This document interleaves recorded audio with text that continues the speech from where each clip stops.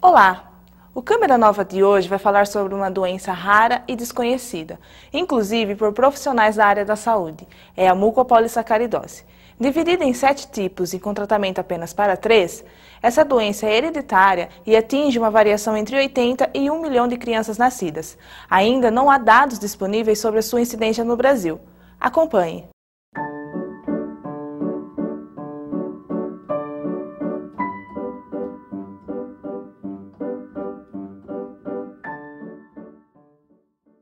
Larissa Furlan tem 6 anos, frequenta a escola regular e gosta de assistir desenhos, possui uma gargalhada contagiante.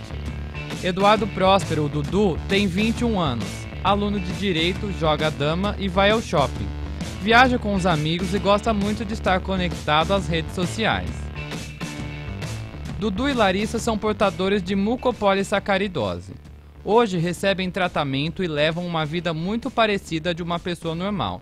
O Niltinho nasceu de 33 semanas, ele foi um parto prematuro, mas apesar do parto prematuro, ele até que nasceu bem.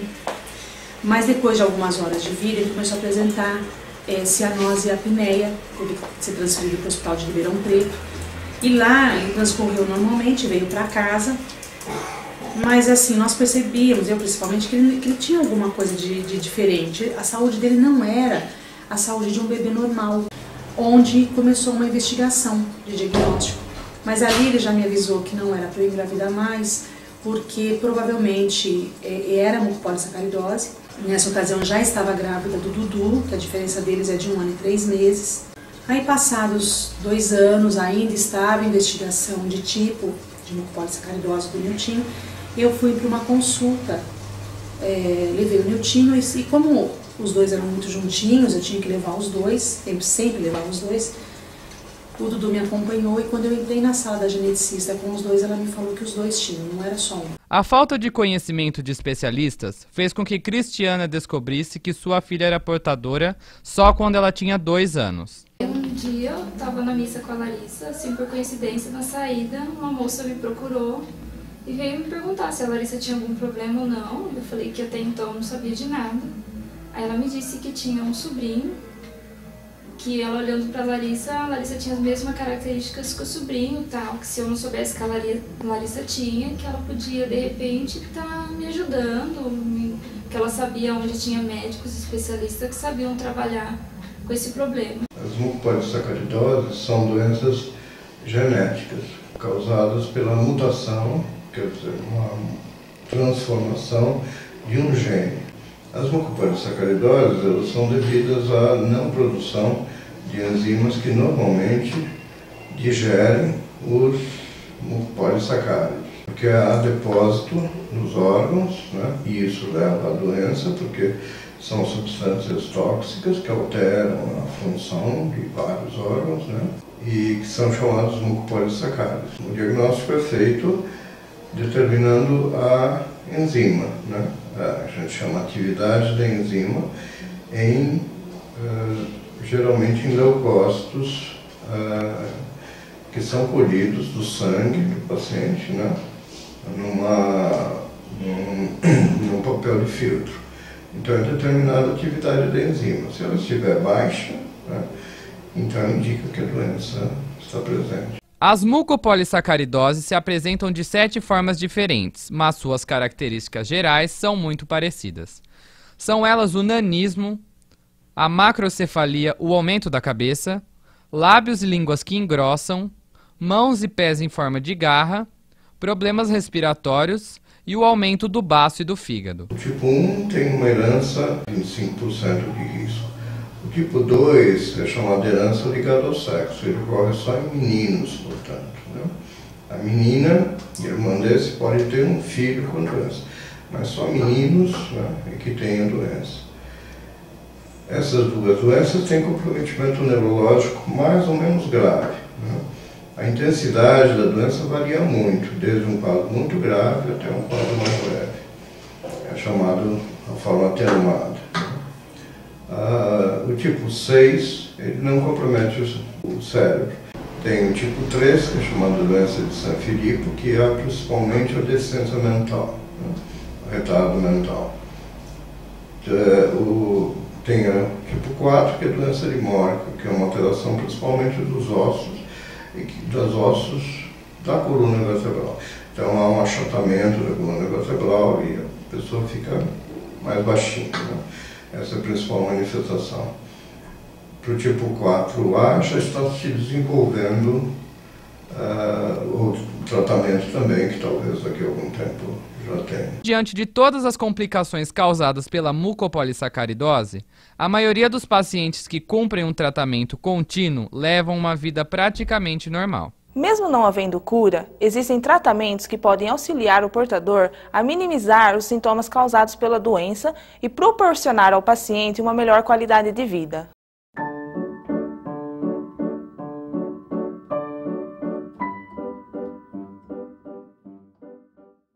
O principal tratamento é a reposição da enzima faltante no organismo do doente e tem a necessidade de ser feita toda semana, sem interrupção. A infusão é a administração da enzima que falta. Então, para cada tipo, né, tem que ter uma determinada enzima. Uma dose certa, conforme o tamanho da criança, né, por via endovenosa, uma vez por semana, num período de 3 a 4 horas que dura a infusão. Geralmente a partir da 5ª infusão, né, da 5ª até a 12ª aproximadamente, pode ocorrer uma reação alérgica, né, com manchas vermelhas pelo corpo, alterações respiratórias, né, e até choque, né, chamado choque anafilático. É tranquilo, assim, da chegada até a saída dela do hospital dá mais ou menos umas 6 horas, porque o medicamento é demorado, ele é lento para correr, mas é tranquilo. O fato hoje dele ter uma esperança de uma vida normal vale qualquer tipo de sacrifício. Em busca de tratamento para Dudu, Regina se cadastrou em um programa de testes e durante um ano eles ficaram no sul do país participando como cobaias de uma experiência que mudaria os rumos dessa doença no Brasil. Para nós essa ruptura familiar foi muito complicada, porque a gente sempre foi muito junto. A gente sempre sofreu tudo muito junto, né? Alegrias tudo junto. Então, deixar um filho aqui pequeno e ter que socorrer outro não foi fácil. Mas valeu a pena. Cada minuto valeu a pena. A medicação é imprescindível para que o portador sobreviva. O problema é que muitas vezes esse medicamento gira em torno de R$50 mil por mês e necessita ser distribuído pelo governo. Como seus trâmites são muito demorados, é necessário entrar na justiça para consegui-lo. Tendo o diagnóstico concluído, concluiu que NPS 1, 2 ou 6. Aí o médico prescreve o medicamento, dá um laudo explicando o que é a doença, o que aquele portador tem. Aí a gente orienta, geralmente a família nos procura, nós orientamos a família a protocolizar esse pedido na Secretaria de Saúde do Estado dela, ou direto em Brasília, na União, né, para ser direto no Ministério da Saúde. E diante da negativa do órgão em que foi pedido o medicamento, chegar para a família, né, que geralmente vem um não, aí a gente orienta a família a procurar um advogado, um defensor público, alguém da confiança dela, e para poder entrar com um pedido via judicial. A interrupção do tratamento acontece, pois dependendo do estado, o governo disponibiliza o medicamento por uns meses e depois suspende, sendo necessário todo o trâmite judicial novamente. O período que o portador fica sem a medicação pode ser fatal. Tratamento interrompido é sentença de morte, porque você tomar um medicamento durante 6 meses para 2, tomar um medicamento 1 mês para 2, tomar um medicamento 2 meses para 1, não faz o efeito. Tudo aquilo que o portador ganhou, evoluiu naquele período em que ele estava sendo tratado, ele cai.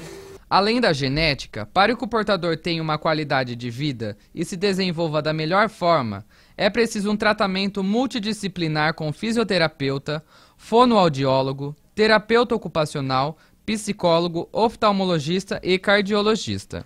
As áreas a gente pega mais os membros, né? Mas também tem a parte respiratória, que afeta também, complica essa parte Então a gente também trabalha com a parte respiratória também desse paciente. Mas também, assim, o que mais afeta são as pernas, né? E os braços também. Eu trabalho mais que nem alongamento, fortalecimento, né, desses membros, para ganhar também o movimento. Na TO é difícil você usar um material específico, você vai usar isso para tal criança. A gente vai adequando conforme a necessidade da criança no momento. Então teve um momento que ela precisou que eu mexesse no braço dela, na mão dela, por conta da cirurgia que ela tinha feito, ela tinha uns movimentos ela tinha muita dificuldade de movimento, né, de amplitude. E depois agora a questão de estar andando pra rua, a questão de estar explorando brinquedos, explorando objetos, sempre estimulando cor, forma, textura. Então a gente vai adaptando o que a gente tem. Então um dos primeiros pontos a ser trabalhado foi esse com a Larissa. Ela rejeitava muito o contato com as crianças, com os profissionais da área. Então recebendo, ela via como uma certa ameaça, ela tinha um certo medo. E tentar transformar isso de uma maneira que a Larissa pudesse ter um entendimento de que isso era para benefício dela. Então a gente tenta trazer um significado para a criança de como isso vai vir em benefício. Esses tratamentos melhoram a vida do paciente, fazendo com que as atividades diárias sejam realizadas de forma mais fácil.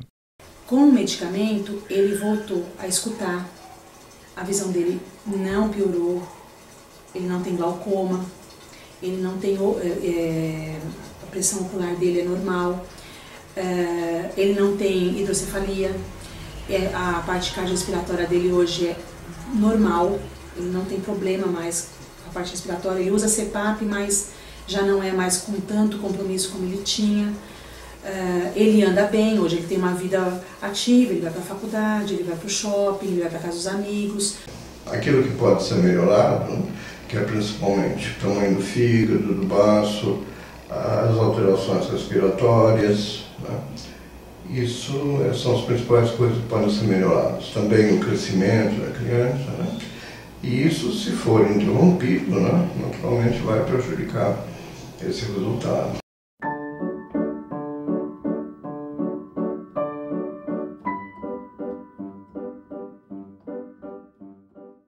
A descoberta da doença é um choque para as famílias e todos que vivem essa realidade. O início do tratamento e as melhoras visíveis na vida do portador transformam o choque em alegria de viver. Dudu é um exemplo de superação. Ele cursa faculdade, inglês, se dedica através das redes sociais a divulgar a sua causa e ajudar os demais portadores. Passeia e viaja com os amigos e tem tempo até para praticar seu hobby, a dama.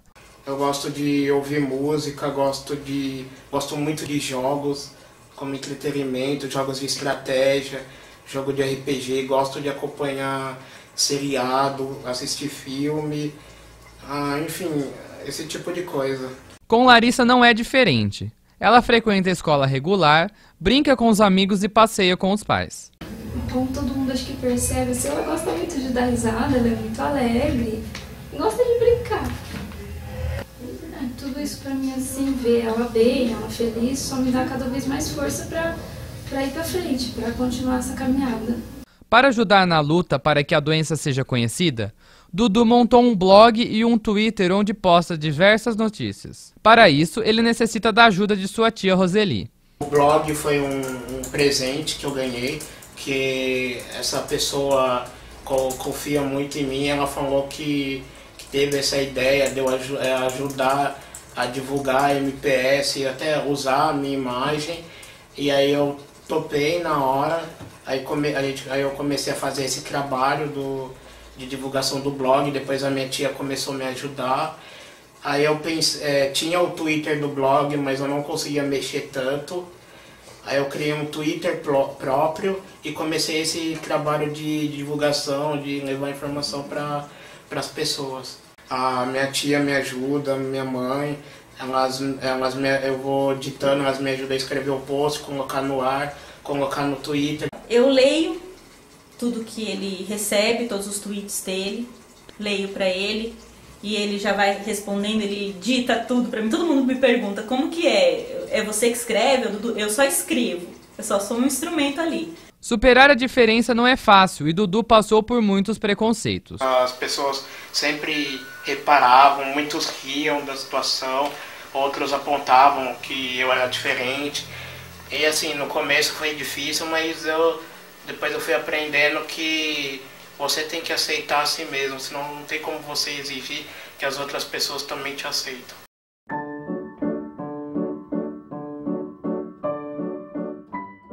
Na mucopolissacaridose do tipo 1 e 6, caso dos personagens desse documentário, muitos órgãos são afetados. No caso do Dudu, a parte cognitiva, ou seja, mental, não se altera, possibilitando assim que esse portador tenha o mesmo nível de aprendizado de qualquer outra pessoa.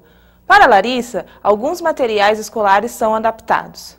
Segundo seus pais, mesmo com tantas limitações, Dudu não queria ser mais um na multidão e desde criança, com incentivo da família, frequentou escolas regulares. Um dia eu fui lá na delegacia de ensino, levei o meu problema para a secretária, ela me atendeu muito bem, expliquei o que estava acontecendo, falei para ela que eu não sabia quantos anos de vida ele ainda teria, mas que eu queria que ele aproveitasse os momentos porque ele gostava de estudar e que ele fosse feliz o tempo que ele tinha, né?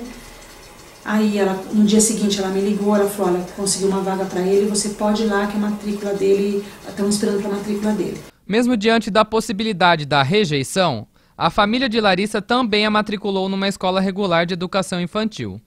O preconceito não existiu e permitiu que Larissa estudasse normalmente. A nossa decisão foi por conta da gente acreditar que ela é capaz de estar lá, de aprender mesmo com algumas limitações. E com questão, assim, a gente se propõe muito com a questão de preconceito, de, sei lá, tipo, dentro da escola, mas assim, foi tranquilo, ela foi muito bem acolhida, tanto pelas crianças, por pais de alunos. Podemos dizer que ela é uma menina de sorte, pois encontrou nessa etapa a professora Edivânia Cruz, pedagoga que se dedicou ao aprendizado da menina. Fui até a escola pegar a relação dos alunos e nesse momento a diretora comentou que no caso da minha sala teria uma criança com uma portadora de alguma necessidade especial, mas não sabia dizer o que, qual era, apenas relatou que ela tomava uma enzima. Aí eu, tranquilamente, falei, bom, a única coisa que eu vou ter que saber é sobre qual o tipo da necessidade especial que essa criança tem e a partir disso procurar recursos, né, para poder auxiliá-lo. A partir de suas observações e do conhecimento que foi adquirindo, Edivânia percebeu que não era necessária uma adaptação curricular, apenas de estratégia e de material pedagógico. É algo assim dinâmico, é uma aprendizagem ativa. A todo momento a criança está interagindo com o ambiente. Então, na hora do preenchimento do calendário, saímos no pátio e ficava observando. Falava, vamos olhar para o céu, vamos ver como que está o tempo hoje. Está chovendo, está frio, está nublado.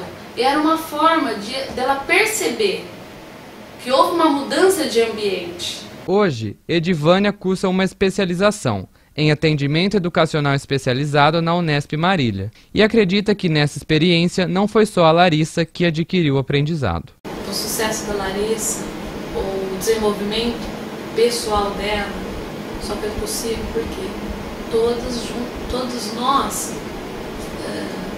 fomos parceiros dessa construção.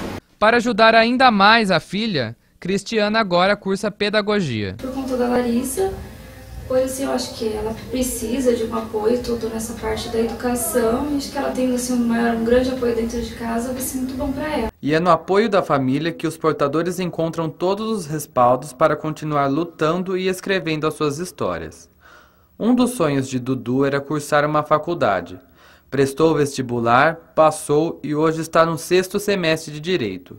A mãe também se matriculou para dar todo o apoio ao filho. E aí a própria diretora do curso perguntou para mim, por que você não presta vestibular também? Eu falei, doutora, eu até gostaria, mas eu já não vou conseguir pagar a faculdade para um, né? Vai ser difícil, que dirá para 2. Eu falei, não, presta vestibular e depois você volta aqui para conversar conosco. para estudar, sempre tem alguém lendo para mim. A gente faz um grupinho de estudo para discutir a matéria, procurar entender melhor, e na faculdade eles disponibilizam uma pessoa que lê a prova, eu falo a resposta e ela coloca no papel para mim.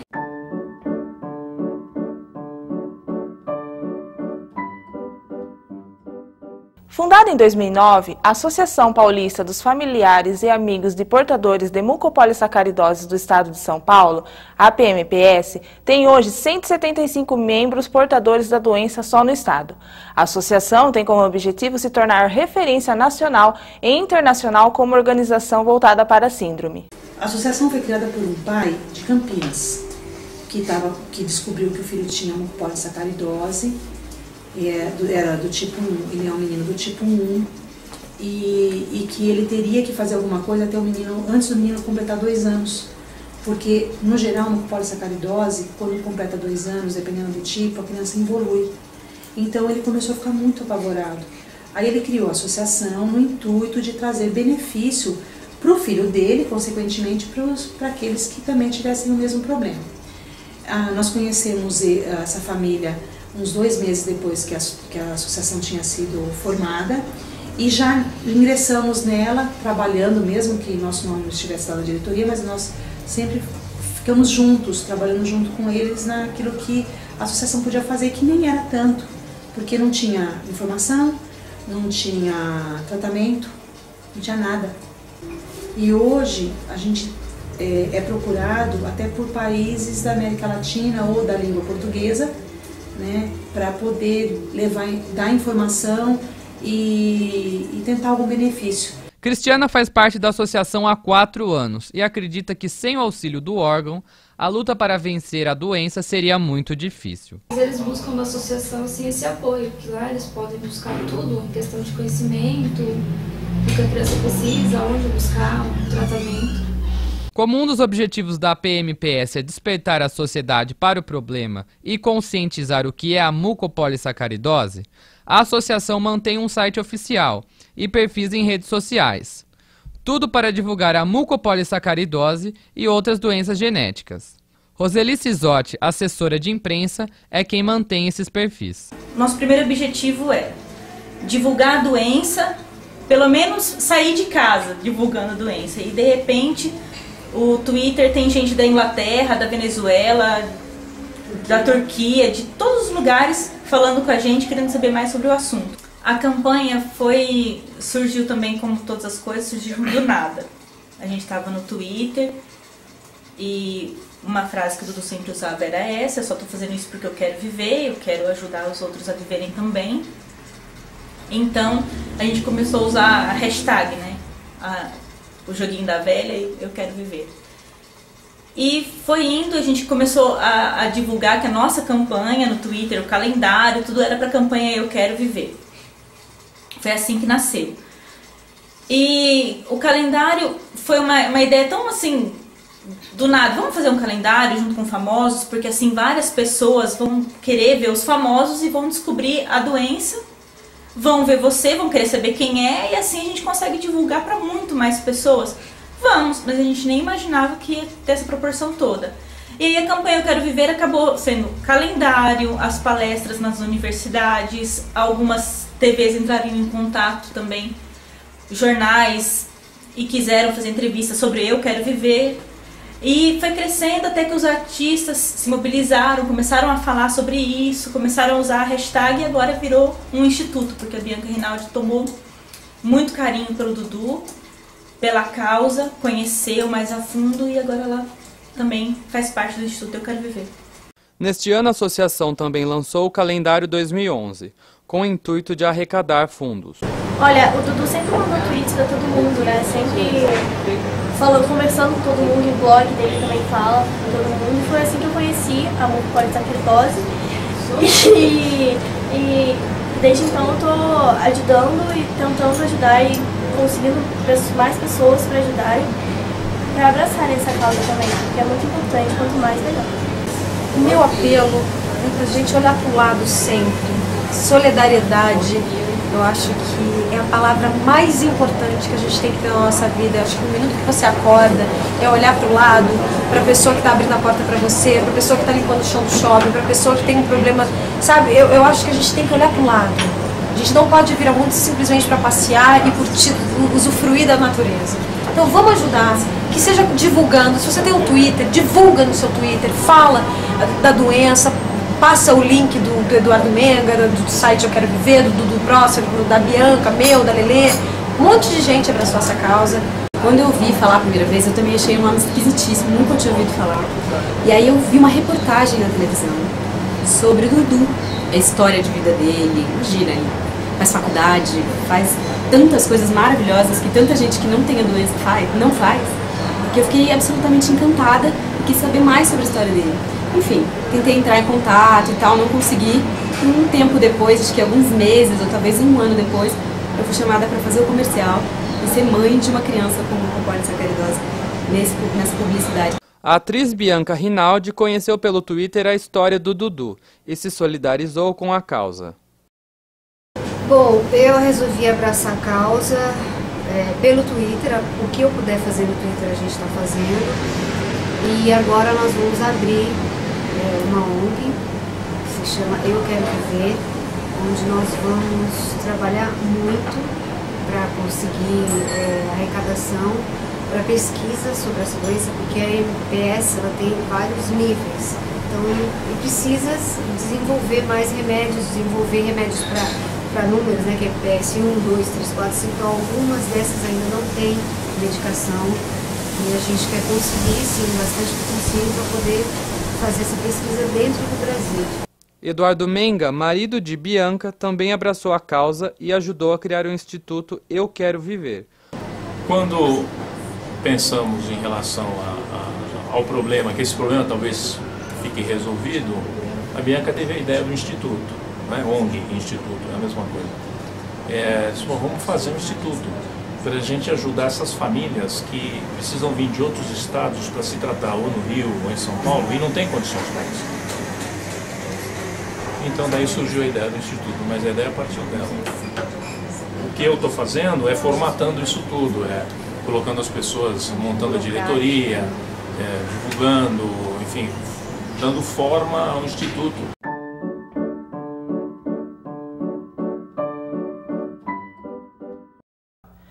Como você viu, a mucopolissacaridose ainda é uma doença sem cura e que exigiu grande esforço por parte de Regina Próspero e das demais mães para a descoberta de mais informações sobre o tratamento específico.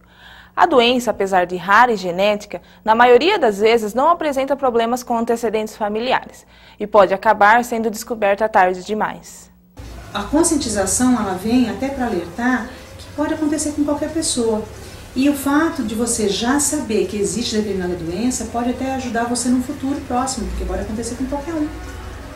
Então, disseminar a informação é muito importante para que outros sofram menos. Se a gente não conseguiu salvar alguns, que a gente consiga salvar outros. Quanto mais cedo se adquire informações, antes se inicia o tratamento, evitando fases mais graves, além de elevar a expectativa de vida do portador. As principais pesquisas atualmente estão sendo no sentido, não só no sentido de tratar aquelas que ainda não são tratáveis, né, mas também de tentar evitar ou tratar aquelas alterações que não são beneficiadas com o tratamento atual. É importante assim, que de repente em todos os lugares você pudesse às vezes chegar com uma criança com um problema diferente, tipo com um pediatra, e ele souber identificar e já soubesse te encaminhar para um especialista daquela área. As pessoas não ficassem às vezes tanto, 3, 4 anos, perdido e a doença se desenvolvendo nas crianças. O Câmera Nova de hoje termina por aqui. Os portadores da mucopolissacaridose vão continuar sua luta. Esperamos que você, munido dessas informações, esteja melhor preparado para reconhecer um caso e buscar tratamento. A síndrome pode acometer qualquer pessoa, inclusive um familiar seu. Para obter outras informações, acesse o site que aparece no vídeo. Até o próximo programa.